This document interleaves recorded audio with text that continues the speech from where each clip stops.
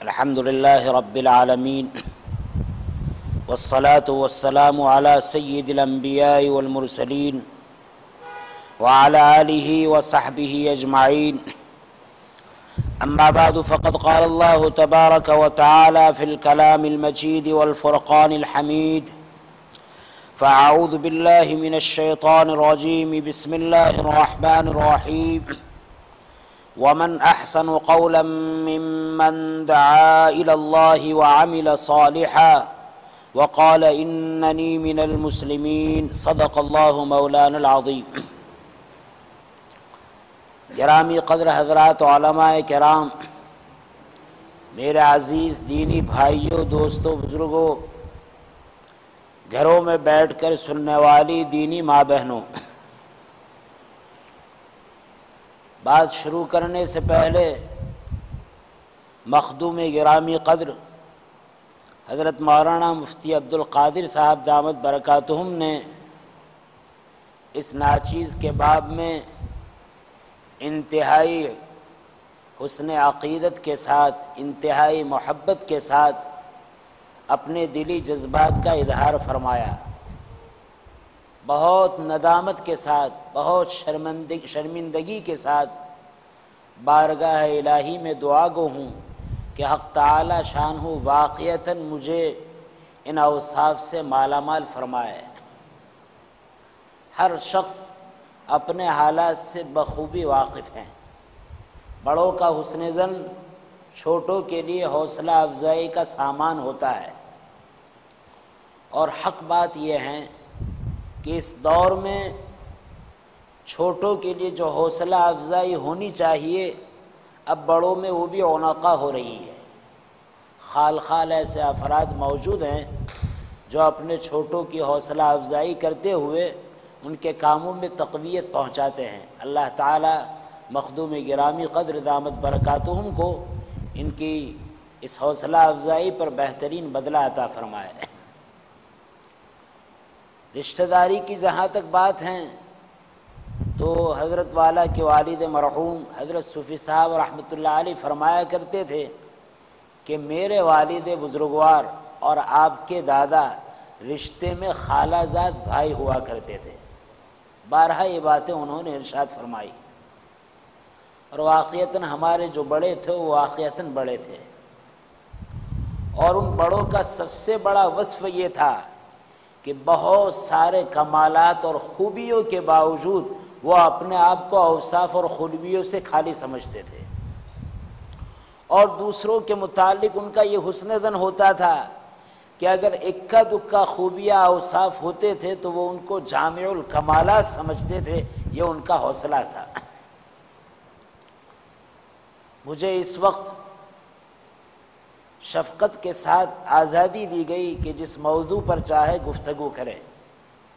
ماشاءاللہ یہ مجموعہ دعوت و تبلیغ کی نسبت پر جمع ہے، اور سارے شعبے، سارے موضوع ہمارے ہی ہیں، ہم ان سب کے محتاج ہیں.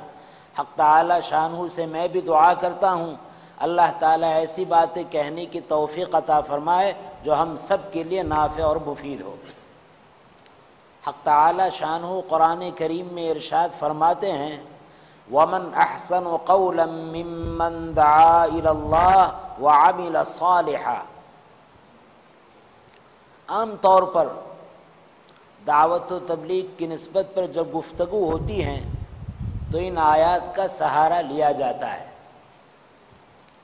آپ سب جانتے ہیں حق تعالی شانہ نے حضرت آدم علیہ السلام سے لے کر آخری نبی امام الانبیاء محمد الرسول اللہ صلی اللہ علیہ وسلم تک جتنے انبیاء علیہم السلام کو بھیجا، مبعوث فرمایا، ان سب کا مقصد دعوت و تبلیغ تھا. بلکہ یہ کہنا چاہیے تعلیم و تعلم اور دعوت و تبلیغ، علم کو سکھانا، علم کو پھیلانا، دین کو سکھانا، دین کو پھیلانا. بس یہ تعبیر کا فرق ہے. ہم اس کو یوں کہیں کہ علم کو سکھانا تو اس کو تعلیم کہتے ہیں، اور ہم یہ کہیں دین کو سکھانا تو اس کو تبلیغ کہتے ہیں. دین کو پہنچانا، علم کو پہنچانا یہ تبلیغ ہے، اور اس کو سیکھنا سکھانا یہ تعلیم و تعلم ہے۔ اس وقت ہم جس ملک میں آباد ہیں، اللہ کا فضل ہے کہ مکاتب قرآنیہ کی لائن سے اور دعوت و تبلیغ کی لائن سے بہترین محنت ہو رہی ہے، اور الحمدللہ اس محنت کے نتیجے اس دور میں ہمارے سامنے آ رہے ہیں۔ مجمع الحمدللہ اہل دعوت کا ہے، اور ماشاءاللہ پرانے ساتھیوں کا ہے۔ میں بہت محبت کے ساتھ یہ درخواست کروں گا کہ اللہ تعالیٰ نے اپنے صالح بندوں کی قربانیوں کے صدقے امام التبلیغ شیخ التبلیغ حضرت مولانا محمد الیاس صاحب نور اللہ مرقدہ کے ذریعے کام کا ایک طریقہ جو ہمیں عطا فرمایا ہے، یہ وہ طریقہ ہے کہ جس طریقے کی اصلاً نبی کریم صلی اللہ علیہ وسلم کے دور میں لوگوں کی طبیعتوں میں انقلاب پیدا کیا، اور اسی طریق کی ایک شکل جو اس وقت ہیں، اس نے اس گئے گزرے دور میں عام مسلمانوں کے اندر انقلاب پیدا کیا۔ ہر شخص دنیا کا جانتا ہے کہ اس محنت کے ذریعے سے اللہ نے اپنے بے شمار بندوں کو ہدایت سے مالا مال فرمایا، اور آسان کام، سہولت والا کام، راحت والا کام، اور ہر شخص کا کام، عالم ہے تو اس کا بھی کام ہے، عوام ہے تو اس کا بھی کام ہے، طالب علم ہے تو اس کا بھی کام ہے، اسکول کا اسٹوڈنٹ ہے تو اس کا بھی کام ہے، پڑھا لکھا ہے تو اس کا بھی کام ہے، نہ پڑھا ہے تو اس کا بھی کام ہے، ہر ایک اس کام کو کر سکتا ہے۔ مجھے اس وقت خاص طور پر یہ عرض کرنا ہے، ایک طرف یہ ہماری محنت اور نقل و حرکت ہے، اور دوسری طرف ہمارا معاشرہ اور ماحول ہے۔ کام تو اللہ نے اپنے صالح بندوں پر اس لیے القاء فرمایا، اس لیے ڈالا کہ یہ کام کے ذریعے سے بھٹکی ہوئی امت دوبارہ راہ راستہ پر آ جائے۔ یہی کام حضرت مولانا الیاس صاحب رحمۃ اللہ علیہ نے شروع کیا، اور بعد تک یہ کام چلتا رہا، اور الحمدللہ اس کام میں بہت زیادہ وسعت ہوئی، بہت زیادہ پھیلا ہوا، دنیا کے کونے کونے اور چپے چپے میں جہاں کہیں بھی آپ نکل جائے، الحمدللہ یہ محنت آپ کو وہاں نظر آئے گی۔ لیکن میرے بھائی، دنیا کا یہ دستور ہے، جب کسی کام کی ابتدا ہوتی ہے، اور ابتدا میں جو روحانیت ہوتی ہے، جو تقوی اور اخلاص ہوتا ہے، اس کی بنیاد پر امت پر اس کا جو بہترین اثر ظاہر ہوتا ہے، اس اثر کے ظہور کے بعد آدمی خود خوش فہمی میں مبتلا ہوتا ہے، اور جس کام میں آدمی اطمینان کر لیتا ہے، خوش فہمی میں مبتلا ہو جاتا ہے، وہاں کام کی شکل و صورت باقی رہتی ہے، کام کی حقیقت میں کمی آتی ہے۔ اور یہ ایک کام نہیں، دین کے جتنے شعبے ہیں، ہر شعبے کی یہی حالت یہی رہی، اور یہی حالت آئندہ بھی رہے گی۔ میں بہت ادب کے ساتھ عرض کروں گا، اس کام میں جس روح کی ضرورت ہے، حالات کی تبدیلی کے اعتبار سے جس جد و جہد کی ضرورت ہے، حالات کے فساد کی وجہ سے اس کام میں جس پاور کو پیدا کرنے کی ضرورت ہے، وہ پاور آج ہمارے اندر سے کم ہو رہا ہے۔ دیکھو، کام کے اندر اللہ نے قوت رکھی ہے، اور وہ قوت رکھی کہ ایسے دور میں، جس دور میں اس کام کا تعارف نہیں تھا، اس کام کے ذریعے سے انقلاب پیدا ہوا۔ حیرت کی بات ہے، جب کام کا تعارف ہو گیا، کام چپے چپے میں پھیل گیا، اور کام میں روزانہ بڑھوتری ہو رہی ہے، لیکن اس بڑھوتری کے بعد جو بہترین اثرات مرتب ہونے چاہیے وہ مرتب نہیں ہو رہے ہیں، اور ہماری کمی ہے کہ ہم کام کے پھیلاؤ پر مطمئن ہیں۔ ماشاءاللہ خوب کام ہو رہا ہے، یہ سوچنے کی ضرورت ہے۔ مثال کے طور پر 3 دن کا نظام ہے کہ ہمارے اللہ کے بندے محنت کرتے ہیں، اللہ کے بندوں کو تیار کرتے ہیں۔ 3 دن کی جماعت نکلتی ہیں، پہلے 1 جماعت نکلتی تھی، اب 2 جماعت نکلتی ہیں، 2 جماعت نکلتی تھی، اب 4 جماعت نکلتی ہیں۔ ہماری نظر عام طور پر کثرت پر ہے، اور شریعت کی نظر کثرت پر نہیں رہی ہے، شریعت کی نظر کوالٹی پر رہی ہے، کوانٹیٹی پر نہیں رہی ہے۔ شریعت کی نظر ہمیشہ میں بہت ادب کے ساتھ عرض کروں گا، پہلے مکاتب اتنے سارے نہیں تھے، مدارس اسلامیہ اتنے سارے نہیں تھے، ابتدائی دور میں اس نقل و حرکت کا پھیلاؤ اور شیوع اتنا زیادہ نہیں تھا، لیکن جو محنتیں جس لائن میں ہو رہی تھی، اصول کے ساتھ، جد و جہد کے ساتھ، اخلاص کے ساتھ، اللہ کے ساتھ تعلق کی پختگی کے ساتھ، وہ تھوڑی سی شکل میں کام ہوتا تھا لیکن اس کا اثر بہت مضبوط ہوتا تھا۔ جو اس کام میں داخل ہوتا تھا وہ واقعی میں نبی کریم صلی اللہ علیہ وسلم کا صحیح امتی بن جاتا تھا۔ آج ماشاءاللہ ان ساری شکلوں میں بہت اضافہ ہے، اضافہ بری چیز نہیں ہے، بہت اچھی چیز ہے، لیکن اضافے کے بعد اس سے جو حاصل ہونا چاہیے، اگر اس چیز کے مقصد کے حاصل ہونے میں کمی ہو رہی ہے تو ہمیں اس کی طرف توجہ کرنے کی ضرورت ہے۔ ایک تو ہمارا وہ ماحول کہ ہمارا ہر نوجوان بیچارہ روزانہ دین سے دوری کی طرف جا رہا ہے، اس کو جو دنیا میں ماحول مل رہا ہے وہ ماحول ایسا ہے کہ اس کا رشتہ اپنے رب سے کمزور ہو رہا ہے، اس کا تعلق اپنے دین سے کمزور ہو رہا ہے، اس کی طبیعت اپنے دین سے اکتا رہی ہے، اس کا میلان اپنے دین سے دور ہو رہا ہے۔ ایسے وقت میں اگر ظاہری شکلوں پر اکتفا کر لے اور جس روح کو ہمیں حاصل کرنا ہے اس کو بھول جائے، میرے بھائی یہ بہت بڑا خسارہ ہے۔ ایک تو وہ آدمی ہوتا ہے جو آدمی علم نہیں رکھتا ہے اور علم نہ رکھنے کے نتیجے میں بھٹک جاتا ہے، اور دوسرا وہ آدمی جو علم رکھتا ہے، سمجھ بوجھ رکھتا ہے اور سمجھ بوجھ رکھنے کے باوجود بھی بھٹکا ہوا ہے۔ تو وہ پہلا آدمی جو سمجھ بوجھ نہ رکھنے کے ساتھ بھٹکا ہوا ہے، اس کے مقابلے میں وہ آدمی زیادہ بھٹکا ہوا ہے جو سمجھ بوجھ رکھتا ہے اور بھٹکا ہے۔ ہمیں اس وقت ضرورت ہے کہ حضرت مولانا محمد الیاس صاحب نور اللہ مرقدہ نے ہر دعوت کے کام کرنے والے کو جو کڑن، جو درد، جو جذبہ، جو امت کے خاطر بل بلا کر رونا، جو امت کے خاطر اپنی پیشانی کو حق تعالیٰ کے سامنے رگڑنا اور اتنی گریہ داری کرنا کہ حق تعالیٰ راضی نہ ہو، ہم اپنی پیشانی کو زمین سے نہ اٹھائے اور اپنے بھائی کی زندگی بنانے کے لیے ایسے بے چین و بے قرار ہو جائے جس طرح آج ہم اپنی اولاد کی دنیا بنانے کے لیے بے چین و بے قرار ہیں۔ دنیا کا رہنے والا انسان دنیا میں رہتا ہے تو وہ چاہتا ہے کہ میرا بیٹا کامیاب ہو جائے، میرا بیٹا مالدار بن جائے، میرا بیٹا بہترین جاب حاصل کر لے، میرا بیٹا بہترین مکان حاصل کر لے، میرا بیٹا بہترین دکان قائم کر لے، اور وہ اس کے لیے محنت کرتا ہے۔ اور کتنی محنت کرتا ہے؟ اتنی محنت کرتا ہے، اتنی محنت کرتا ہے کہ جب تک اپنے مقصد میں کامیاب نہیں ہوتا وہاں تک اس محنت کو چھوڑنے کے لیے وہ تیار نہیں، اور اسی وقت دم لیتا ہے جب اپنے مقصد کو حاصل کر لیتا ہے۔ میرے بھائی، امت کا ایک بہت بڑا طبقہ ہمارے گھروں میں ہمارے ساتھ رہ کر روزانہ بڑی تیزی کے ساتھ باطل طاقتوں کی وجہ سے اپنے دین سے دور ہو رہا ہے، اور ہم اسی کام کو کر رہے ہیں، اور یقیناً انشاءاللہ اس کام سے ہدایت ہے، لیکن اس کام میں ہماری جو توجہ ہونی چاہیے، جو تڑپ ہونی چاہیے، ایک کام توجہ، تڑپ اور اصول کے ساتھ ہوتا ہے، اور ایک کام وہی اس کے بجائے رسم کے طور پر ہوتا ہے۔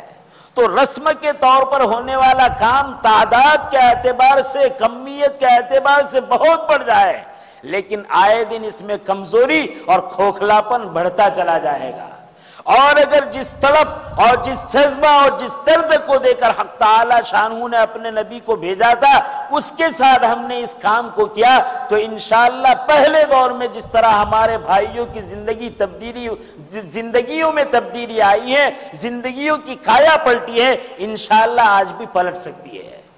مجمع پرانوں کا ہے، میں بہت ادب کے ساتھ عرض کروں گا، ماشاءاللہ اس کام میں لگنے کے بعد، اس کام میں چلنے کے بعد اب تو ہماری طبیعتیں بن چکی ہے۔ کیا طبیعت بن چکی ہے؟ اگر میرے 3 دن نہیں لگتے مجھے چین نہیں آتا، اگر میرا سال کا چلہ نہیں لگتا مجھے چین نہیں آتا، اگر چند سالوں کے 4 مہینے نہیں لگتے مجھے چین نہیں آتا، میرا مقامی گھشت نہیں ہوتا مجھے چین نہیں آتا۔ یہ طبیعت بن چکی ہے الحمدللہ، لیکن اللہ اس سے بچائے کہ یہ طبعی کام رسمی بن جائے. یہ رسمی بننے کے بجائے حقیقت 3 دن اگر چھوٹ گیا تو افسوس ہے، لیکن 3 دن کی محنت پر ہمارے بھائی کی زندگی میں جو دین آنا چاہیے وہ دین نہ آنے پر ہمارے اندر کوئی افسوس نہیں. ہمارے ساتھ ہمارا ایک بھائی چل رہا ہے جس نے اللہ کے راستے میں 40 دن کی قربانی دی ہے، اور 40 دن اس لیے نہیں دیے ہیں کہ وہ 5 نماز کا پابند بن جائے. 40 دن تو اس لیے دیے ہیں کہ نبی جس فکر کو لے کر آئے وہ فکر اس میں زندہ ہو جائے. نبی جس طلب کو لے کر آئے ہیں وہ طلب اس میں زندہ ہو جائے. صحابہ کرام پر جو محنتیں ہوئی ہیں اللہ معاف کرے، وہ محنتیں اعمال کی پابندی کی نہیں ہیں، وہ محنتیں ذہنی افکار کو بدلنے کی ہے، وہ محنتیں طبیعت کو بدلنے کی ہے، وہ محنتیں مزاج کو بدلنے کی ہے. انہوں نے پہچانا کہ نبی اس محنت سے ان کی منشا کیا ہے، منشا کو سامنے رکھا، اپنے اندر لیا. سیرت کی کتابیں اس سے بھری پڑی ہے. حضرت صدیق اکبر رضی اللہ تعالیٰ عنہ کے حالات میں ہیں، نبی کریم صلی اللہ علیہ وسلم کے دست حق پرست پر ایمان قبول کر رہے ہیں، اور اس کے بعد آپ کا جو مشن ہے اس مشن میں لگ رہے ہیں. اور رات دن فکر کیا ہے؟ رات دن فکر یہ ہے کہ اللہ کا بندہ اللہ والا بن جائے. دیکھو معاف کرنا، ایک عالم ہونے کے ناطے اگر میری فکر یہ ہے کہ ہماری امت کے، ہماری ملت کے بچے حافظ بن جائے تو یہ میری سوچ ناقص ہے. میری سوچ یہ ہے کہ ہماری قوم کے بچے قاری بن جائے، یہ فطرت ناقص ہے. میری فطرت یہ ہے کہ میرے بچے، قوم کے بچے عالم بن جائے، یہ فطرت ناقص ہے. منشا تو یہ ہونا چاہیے قوم کے، ملت کے بچے صحیح معنی میں دیندار بن جائے. حضرت مولانا عمر صاحب نور اللہ مرقدہ فرمایا کرتے تھے، میں اپنے سارے بھائیوں کو یہ مشورہ تو نہیں دوں گا کہ اپنی اولاد کو عالم بناؤ، ہاں لیکن یہ مشورہ ضرور دوں گا کہ اپنی اولاد کو دیندار بناؤ. لیکن میرے بھائی کہیں اس کا مطلب یہ سمجھ نہ لینا کہ علم کی ضرورت نہیں ہے. علم تو سارے شعبوں کی جڑ اور بنیاد ہیں. اگر علم صحیح ہے تو دعوت صحیح ہے، اگر علم صحیح ہے تو تبلیغ صحیح ہے، اگر علم صحیح ہے تو تعلیم صحیح ہے، اگر علم صحیح ہے تو تربیت صحیح ہے، اگر علم صحیح ہے تو تجارت صحیح ہے، اگر علم صحیح ہے تو معاملات صحیح ہے، اگر علم صحیح ہے تو نکاح صحیح ہے، اگر علم صحیح ہے تو زندگی گزارنے کا ہر طریقہ صحیح ہے، اور اگر علم نہیں تو سارے شعبوں میں خشکی ہی خشکی ہے. یہ بنیاد ہے. لیکن فرق یہ ہوتا ہے علم ہو اور اس کے بعد عمل ہو. جس علم سے نبی کریم صلی اللہ علیہ وسلم نے پناہ چاہیے، اللہم انی اعوذ بک من علم لا ینفع. علم کی نفی نہیں ہے، علم تو بہت اہم چیز، بہت بڑی چیز ہے. حق تعالی شانہ نے جتنے انبیاء اور رسول کو بھیجا ہے، خدا پاک کی قسم ہر نبی اپنی امت کا سب سے بڑا عالم تھا، ہر نبی اپنی امت کا سب سے بڑا قاری تھا، ہر نبی اپنی امت کا سب سے بڑا مفتی تھا، ہر نبی اپنی امت کا سب سے بڑا داعی تھا، ہر نبی اپنی امت کا سب سے بڑا مبلغ تھا. رونا جو رویا جا رہا ہے وہ اس بات کا کہ معلومات حاصل ہو جائے اور علمی دنیا میں کوئی تبدیلی نہ آئے. تو میں عرض کر رہا تھا، صدیق اکبر رضی اللہ تعالیٰ عنہ نے نبی کریم صلی اللہ علیہ وسلم کے دست حق پرست پر ایمان قبول کیا، اور ایمان قبول پر آپ کی لائی ہوئی محنت میں لگے. ایک موقع یہ ہوا کہ جذبہ پیدا ہوا کہ کب تک اس طرح خفیہ طور پر اللہ کے بندوں کو اللہ کے دین سے واقف کیا جائے. کبھی ایسا بھی تو ہونا چاہیے کہ اللہ کے بندوں کو علی العلان اللہ کے دین کی دعوت دے، اللہ کے دین کی طرف بلائے. چنانچہ گھر سے نکلے، مسجد حرام میں آئے اور بیت اللہ کے صحن میں مطاف میں کھڑے ہوئے اور اللہ کے بندوں کو اللہ کی دین کی دعوت دینی شروع کی. جیسے ہی اللہ کے دین کی دعوت دی ہیں، جتنے بھی اس وقت وہاں موجود تھے آپ کے خلاف برسرے پیکار ہو گئے اور آپ کو تکلیف پہنچانے لگے، مارنے لگے. اتنا مارا کہ آپ بے ہوش ہو کر گر گئے. حضرت صدیق اکبر رضی اللہ تعالیٰ عنہ کے خاندان والوں کو پتہ چلا تو خاندان کے بعد لوگ آئے، اور آنے کے بعد دیکھا کہ حالت بہت زیادہ انتہائی علیل ہے اور انتہائی خراب ہے، ہو سکتا ہے کہ اس بیماری میں یا اس زخمی ہونے کی حالت میں انتقال کر جائے۔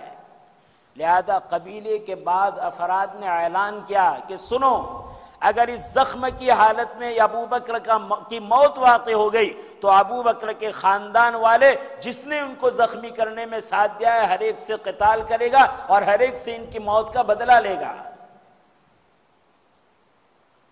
کافی وقت گزرا، لوگ حضرت ابو بکر کو اٹھا کر اپنے گھر لے آئے۔ ماں بے چین و بے قرار ہیں، گھر کا ایک ایک فرد بے چین و بے قرار ہے، اڑوس پڑوس کے اور محلے والے دیکھتے ہیں آپ کی حالت دیکھی نہیں جاتی۔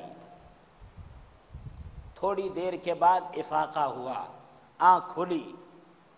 جب آنکھ کھلی ہیں تو حضرت ابو بکر صدیق رضی اللہ تعالیٰ عنہ کی والدہ نے یہ چاہا کہ بیٹے کے حلق میں پانی ڈالے، بیٹے کے حلق میں لقمہ ڈالے۔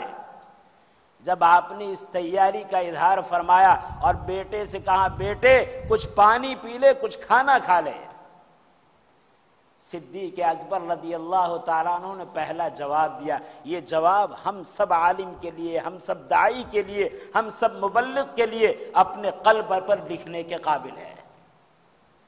کیا جواب دیا؟ یہ جواب دیا کہ امی جان، اس حلق سے ایک گھونٹ پانی اور ایک لقمہ غذا کا اس وقت تک نہیں اترے گا جب تک ابو بکر اپنی آنکھوں سے محمد رسول اللہ صلی اللہ علیہ وسلم کا دیدار نہ کر لے۔ یہ مشن تھا، یہ فکر تھی، یہ عشق تھا، یہ طلب تھی، یہ تڑپ تھی۔ جب یہ بات کہی تو جو موجودین تھے غصے ہو گئے کہ جس کے خاطر تیری یہ حالت ہوئی ہے، بے ہوشی کے بعد جب ہوش میں آیا ہے تو اسی کا ذکر ہے، گھر خالی کر کے چلے گئے۔ لیکن ماں تو آخر ماں ہوتی ہیں، ماں نے بھی جب اپنے بیٹے سے سن لیا کہ ابو بکر اس وقت تک ایک گھونٹ پانی پینے کے لیے تیار نہیں ہے جب تک وہ محمد الرسول اللہ کی زیارت نہ کر لے۔ کافی وقت رات کا گزر گیا، قریبی لوگوں سے کہا کہ میری بھی آرزو ہے کہ میرے بیٹے کو محمد الرسول اللہ کی خدمت میں پہنچا دیا جائے۔ تیاری کی، نکلے، راستے میں جمیل بھی رہی۔ جمیل ایمان لا چکی تھی۔ خیر حضرت ابو بکر کی والدہ وہ پوچھنے لگی کہ جمیل بتاؤ محمد الرسول اللہ کا کیا حال ہے، محمد ابن عبداللہ کا کیا حال ہے؟ جمیل اپنے ایمان کو چھپائے ہوئے تھی، حالات ایسے تھے، ایمان کو ظاہر کرنا مشکل تھا۔ حیرت کی بات ہے، جس دور میں ایمان کو ظاہر کرنا مشکل تھا، مومن ایمان کو چھپائے ہوئے ایمان پر مضبوطی سے گامزن تھا۔ جس دور میں ایمان کو ظاہر کرنا کوئی مصیبت کی چیز نہیں ہے، آج ہم اپنے عمل سے اس ایمان کو کھو رہے ہیں۔ حضرت ابو بکر کی والدہ نے جب یہ پوچھا اور جمیل نے لا علمی کا جواب دیا کہ محمد کون ہوتے ہیں، مجھے اس کا کیا علم، تو آپ صلی اللہ علیہ وسلم نے کہا اے جمیل یہ میری والدہ ہے، ان سے ڈرنے کی ضرورت نہیں، بتاؤ محمد کا کیا، بتاؤ نبی کا کیا حال ہے۔ جمیل نے کہا فلاں جگہ پر آرام فرمائے، خیریت سے ہیں۔ خیر اپنے گھر والوں کے ساتھ لے کر حضرت ابو بکر کو لے کر وہاں پہنچی۔ جب نبی کریم صلی اللہ علیہ وسلم جس گھر میں آرام فرماتے حضرت ابو بکر صدیق اور ان کی والدہ داخل ہوئی، نبی کا دیدار حضرت صدیق اکبر نے کیا اور صدیق اکبر کے چہرے پر نبی کی نظر پڑی۔ جب یہ نظر پڑی ہے تو چہرہ دیکھ کر نبی کریم صلی اللہ علیہ وسلم کی آنکھوں سے آنسو جاری ہو گئے کہ میرے دوست کا میری قوم کے لوگوں نے دین کے خاطر کیا حال بنایا ہے۔ نبی کریم صلی اللہ علیہ وسلم کھڑے ہوئے، صدیق اکبر کو اپنے سینے سے لگا لیا، چمٹا لیا اور آنکھوں سے آنسو جاری ہے۔ یہ کیا تھا؟ یہ عشق تھا اللہ کے نبی سے۔ میرے بھائی، اس وقت جس تیزی کے ساتھ ہمارے بڑوں میں، ہمارے چھوٹوں میں، ہمارے نوجوانوں میں، ہمارے بیٹوں میں، ہماری بیٹیوں میں، ہمارے معاشرے میں، ہمارے گھر میں یہ بے دینی جو پھیل رہی ہے، یہ بے دینی کے لیے کوئی بھی کام رسمی طور پر کافی نہیں ہے۔ اس کے لیے تو ہمیں عاشق بننا پڑے گا، اس کے لیے تو ہمیں دیوانہ بننا پڑے گا، اس کے لیے تو ہمیں اپنے آپ کو کھپانا پڑے گا۔ ہم کیسا اپنے آپ کو کھپاتے ہیں؟ دنیا اس کی فکر پہلے ہے، اگر اس سے کچھ وقت بچ جاتا ہے تو کہا یہ دعوت و تبلیغ کے لیے ہے۔ ایسے سودے کے ساتھ اس معاشرے کی اصلاح ہو جائے، ہماری شما کی اصلاح ہو جائے، میرے بھائی یہ بھی دھوکہ ہے۔ آدمی بہت اہم کام میں مشغول ہے، کیا کر رہا ہے؟ کہا کہ وہ یہ کر رہا ہے کہ گھر کی چھت کو بنا رہا ہے، دکان پر ہے اور ہزاروں آدمی گھارک کھڑے ہوئے ہیں، روڈ پر چل رہا ہے، گاڑی تیزی سے، پیچھے گاڑیوں کی قطار ہے، اور کسی نے آ کر اطلاع دے دی بھائی تو یہاں کھڑا ہے، دکان پر تیرے گھر میں آگ لگی ہے۔ اب وہ یہ نہیں کہے گا چلو جلدی جلدی سودا کر لو، معاملہ نمٹاتے ہیں، اس کے بعد گھر جاتے اور آنکھ کو بجھاتے۔ وہ کہتے ہیں سارا کام ایک طرف، دکان کو بند کرنے کی فرصت نہیں، اب اس کی توجہ اس کے گھر کی طرف ہے کہ میرے گھر میں جو آگ لگی اس آگ کو پہلے بجھایا جائے۔ وہ سب کچھ قربان کرتا ہے، سب کا وہ نذرانہ پیش کر دیتا ہے کہ گھر جلے ہوئے گھر کو بچانا ہے۔ میرے بھائی آج بے دینی کی، بے حیائی کی جو آگ لگی ہوئی ہے، اور جس تیزی سے یہ آگ بڑھ رہی ہے، اس تیزی سے لگنے والی آگ کو بجھانے کے لیے ہمیں اپنے ان کاموں میں اسپرٹ کو پیدا کرنے کی ضرورت ہے، روح کو پیدا کرنے کی ضرورت ہے، اس کام کے لیے اپنے کو کھپانے کی ضرورت ہے، اس کام کے لیے دیوانہ بننے کی ضرورت ہے کہ جلتے ہوئے گھر کو بچانے کے لیے گھرک کو چھوڑا جاتا ہے۔ ان نئی نسلوں کے دین کے حفاظت کے لیے اپنے نفع نقصان کو آگے کیا جا سکتا ہے؟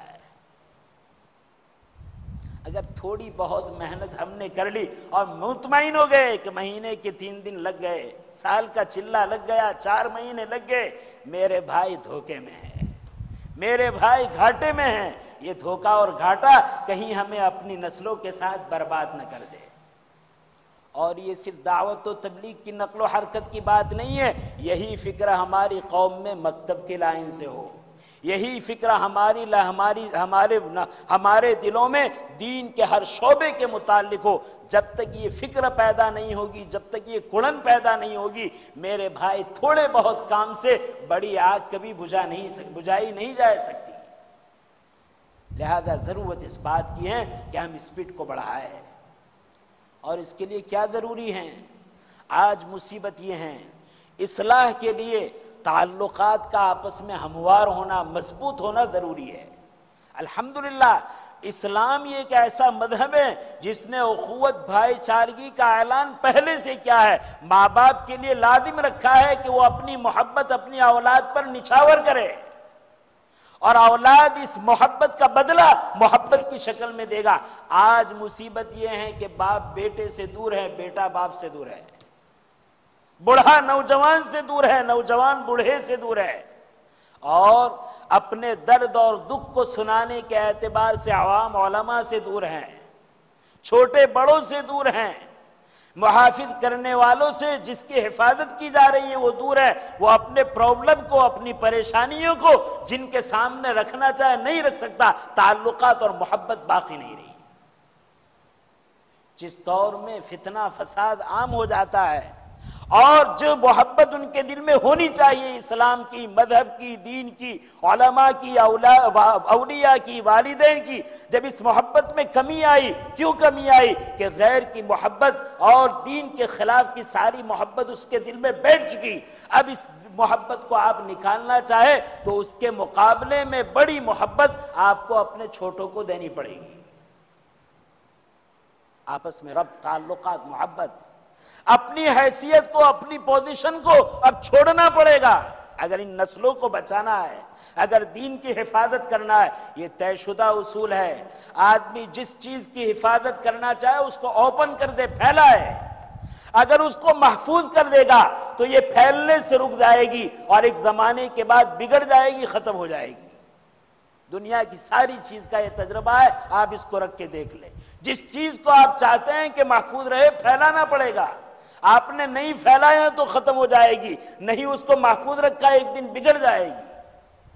اس وقت جو بے دینی اور بے حیائی عام ہو رہی ہے ہماری زندگیوں میں، بے دینی کے اعتبار سے جو بہاؤ اور جو ریلا بہ رہا ہے، اس بہاؤ کو روکنے کے لیے ہمارے نوجوانوں میں، ہمارے معاشرے میں برائی کے اعتبار سے جتنی محبت گھسی ہے، اس محبت کے مقابلے میں دین کی محبت، اسلام کی محبت، قرآن کی محبت، اس کام کی محبت، اور اسی طریقے سے علماء کی محبت، اپنے والدین کی محبت، اس سے زیادہ اس کے اندر ڈالنی پڑے گی۔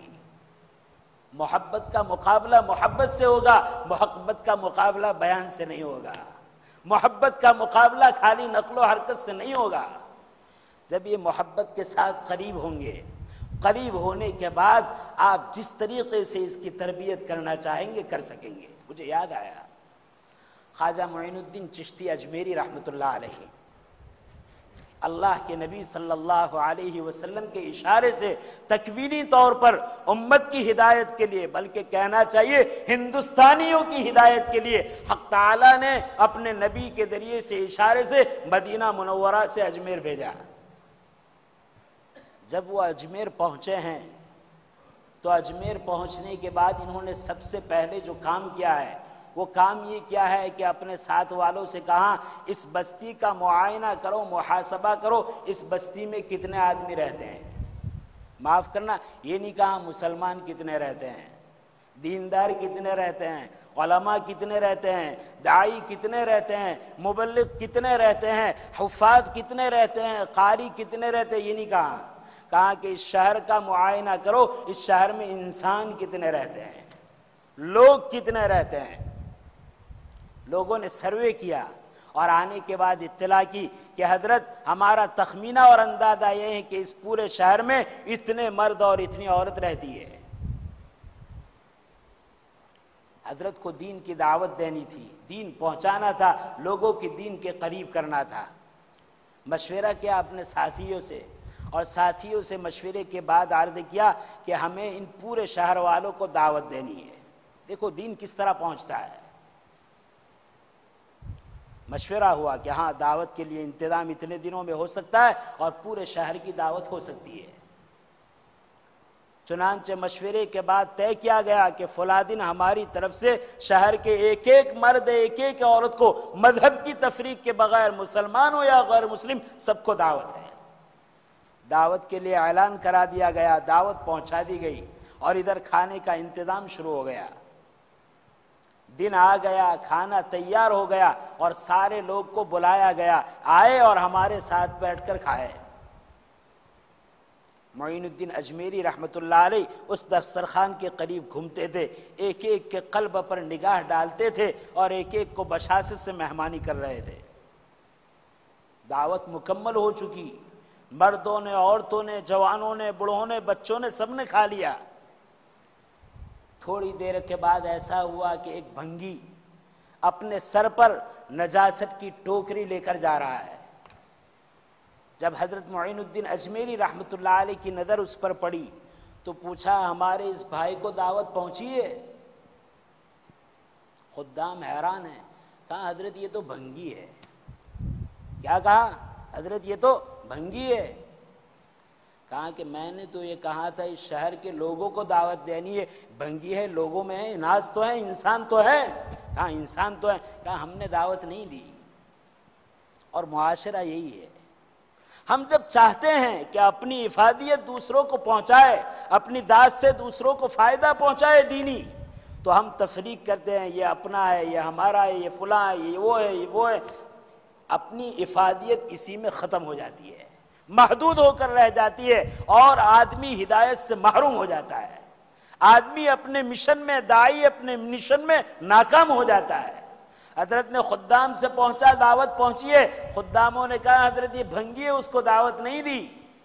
سنیے، حضرت خود اٹھے اپنی جگہ سے اور اس بھنگی کے پاس گئے اور بھنگی سے جا کر بہت ادب کے ساتھ، بہت عاجزی ان کے سارس کے ساتھ کہنے لگے، بھائی میری طرف سے دعوت تمہاری بھی تھی، لیکن میرے خادموں سے چوک ہوئی کہ دعوت تمہیں پہنچا نہ سکے۔ کھانا تیار ہے، میں کھانے کے لیے بلانے کے آیا ہوں، تشریف لائیے۔ بھنگی کو یہ پیغام ہے، کون؟ شیخ وقت خادم کو نہیں بھیج دیا، شاگرد کو نہیں بھیج دیا، عام ساتھی کو نہیں بھیج دیا۔ اگر نبی کریم صلی اللہ علیہ وسلم امیر ہیں تو امیر خود گئے، اگر نبی عالم ہیں تو عالم خود گئے، اگر نبی مرشد ہیں تو مرشد خود گئے۔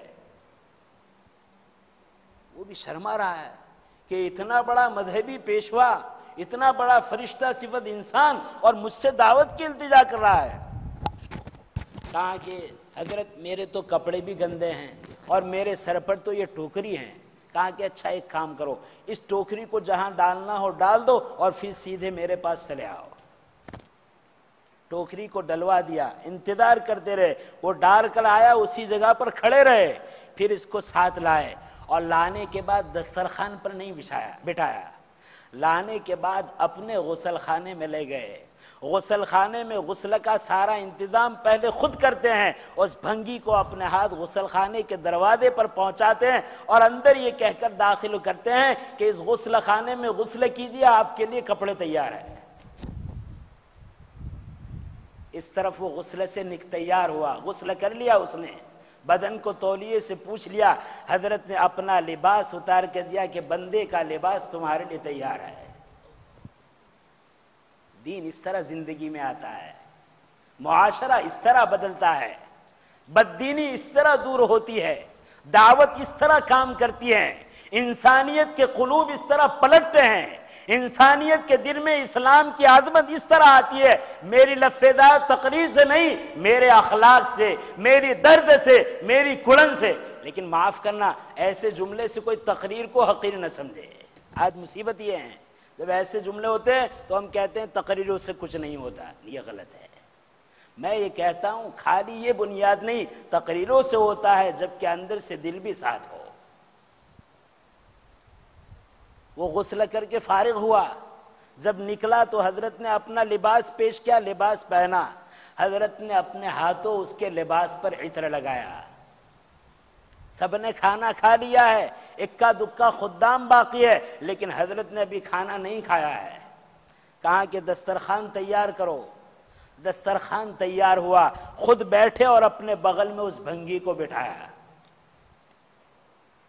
اور بٹھانے کے بعد جب کھانا شروع کیا، تاریخ میں اس واقعے کو محفوظ کیا ہے، مورخین نے اس واقعے کو اپنی کتابوں میں محفوظ کیا ہے۔ کہا کہ سب سے پہلا لقمہ شیخ معین الدین اجمیری رحمۃ اللہ علیہ نے اٹھایا ہے، تو اٹھانے کے بعد بجائے اس کی کہ لقمہ اپنے منہ میں جائے، وہ لقمہ سب سے پہلے اپنے منہ سے ہٹ کر وہ بھنگی کے منہ میں جا رہا ہے۔ ایک لقمہ اندر جا رہا ہے، ایک عالم ربانی، ایک مرشد کامل، ایک امیر اور داعی کبیر کے ہاتھوں یہ لقمہ اثر کرتا ہے۔ کیوں؟ عمل اخلاص والا ہے اور اخلاق کا پیکر ہے، لہذا وہ لقمہ اندر جاتا ہے۔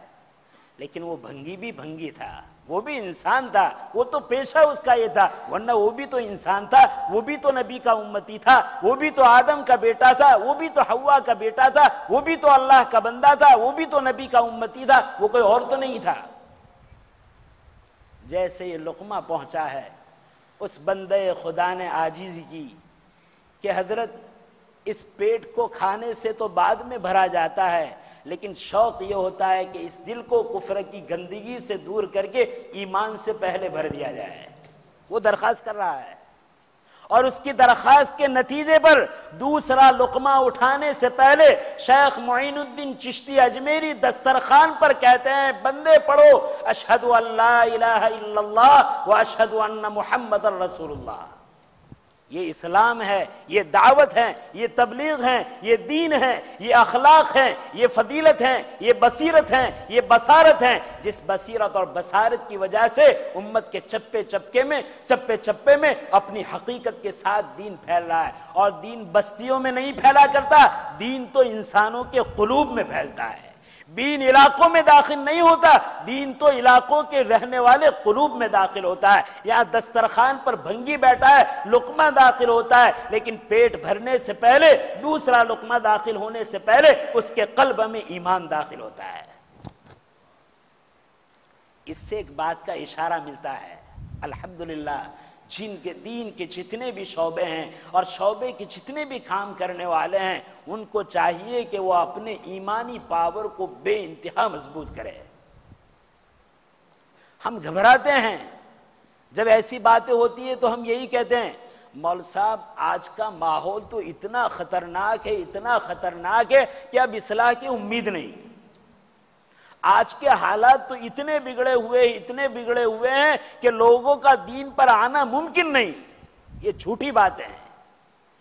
جس قوت کے ساتھ باطل نے اپنی بے حیائی کو، بے شرمی کو، بے دینی کو انسانوں تک پہنچایا ہے، اس سے زیادہ قوت کے ساتھ اگر دین پہنچایا جائے گا، خدائے پاک کی قسم یہ دین ان ساری خباثتوں کا قلع کما کر دے گا، ان ساری برائیوں کو ملیہ میٹ کر دے گا، اور قلوب کو ایسا پاکیزہ اور مزکہ کر دے گا۔ یہ آپ کہیں گے یہ تو بہت دور کا زمانہ ہے، کہاں صدیق اکبر کا زمانہ اور کہاں خواجہ معین الدین چشتی اجمیری کا زمانہ۔ ارے قریب زیادہ سال نہیں ہوئے، 100 سال کا عرصہ گزرا۔ بانی ندوۃ العلماء لکھنؤ حضرت مولانا محمد علی منگیری رحمۃ اللہ علیہ کی سیرت میں لکھا ہے، ان اللہ کے بندے نے اللہ سے اپنے تعلق کو مضبوط کیا، اور ایسا مضبوط کیا، دل ایسا مزکہ ہو گیا، دل سے اللہ کے غیر کو اتنا نکالا، اور اللہ کی وحدانیت کو، اللہ کی طاقت کے استحضار کو، اللہ کے ہونے سے یقین کو اپنے اندر ایسا بٹھایا کہ اس کے بعد جب ان کا سفر ہوا ہے، اپنے صوبوں میں ایک ایک بستی میں جاتے تھے، بستی میں جا کر ٹھہرتے تھے، اللہ اس روحانیت کا ایسا اثر ظاہر فرماتا تھا کہ اس بستی میں قیام کی وجہ سے ایک دن میں 50 شرابی، 50 زانی بغیر دعوت کے آ کر حضرت کے ہاتھ میں ہاتھ دیتے تھے اور توبہ کرتے تھے۔ ہمیں کام کرنے کے ساتھ اپنے تعلق کو بڑھانے کی ضرورت ہے، اپنے تعلق کو مضبوط کرنے کی ضرورت ہے، اور یہ قوت کو لے کر باطل کو قلع کما کے لیے، باطل کو توڑنے کے لیے نکلنا ہے۔ آج ہماری اپنی کمزوری یہ ہے کہ باطل جتنی بڑی قوت کے ساتھ ہے، اس کے مقابلے میں ہماری قوت آدھی بھی نہیں ہے۔ ہماری اس قوت کے کم ہونے کی وجہ سے جب وہاں جانے کے بعد ناکامی سے لوٹتے ہیں تو کہ کیا کرے، کمزور ہے، کچھ نہیں ہو سکتا۔ یہ تو دنیا جانتی ہے، اگر ایک چھوٹے سے کمرے میں آگ لگی ہو تو 2-4 ڈول پانی کافی ہو جاتا ہے، لیکن پوری بلڈنگ میں، پوری فیکٹری میں لگی ہو تو چند ٹینکر بھی کافی نہیں ہوتے، اس کے لیے ہزاروں ٹینکروں کی ضرورت پڑتی ہے۔ آج بے دینی کا ریلا عام ہے، اور میرے بھائی ہم تو مطمئن ہیں، کیوں؟ ہمارا بیٹا ہے، ہماری بیٹی ہے، قرآن پڑھتا ہے، مکتب میں جاتا ہے، 3 دن لگاتا ہے، ماشاءاللہ یہ تو دین پر قائم ہے۔ دھوکہ ہے، دھوکہ ہے، دھوکہ ہے۔ ذرا کبھی ساتھ بیٹھیے، ان کے ساتھ بات چیت کیجئے، ان کے نظریات کو پہچانیں، تو ہمیں معلوم ہوگا کہ ہمارے گھر میں رہنے والا، ہمارے ساتھ کھانے پینے والا اور ہمارے ساتھ رہنے والے ہمارے بیٹے اور ہماری بیٹیوں کا، ہمارے بھائیوں، ہمارے بہنوں کا، ہمارے پڑوسیوں اور ہمارے محلے والوں کا کیا حال ہے، تب پتہ چلے گا۔ لہذا ضرورت اس بات کی ہے اپنی بہت زیادہ فکر کرے، اپنے تعلق کو بہت زیادہ قوی کرے، اور اب خدا سے تعلق کو قوی کرنے کے لیے بہت زیادہ پاپڑ بیلنے کی ضرورت نہیں ہے۔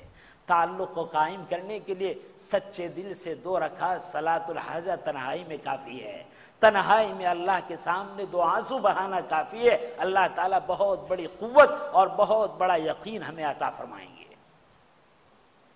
میں پھر عرض کروں گا، کام بہت اونچا ہے، کام بہت اچھا ہے، اللہ کرے اس کام کو نظر نہ لگے، اللہ کرے یہ کام رسمی نہ بنے، یہ کام جس طرح دور الیاسی میں اپنی قوت اور حقیقت کے ساتھ آیا تھا، اس دور میں بھی اپنی قوت اور حقیقت کے ساتھ زندہ ہو۔ پھر دیکھیں مارکیٹ میں اس کی کیا حیثیت ہے، مارکیٹ میں اس کا کیا ویلیو ہے، اور مارکیٹ میں اس کا کیا مقام ہے۔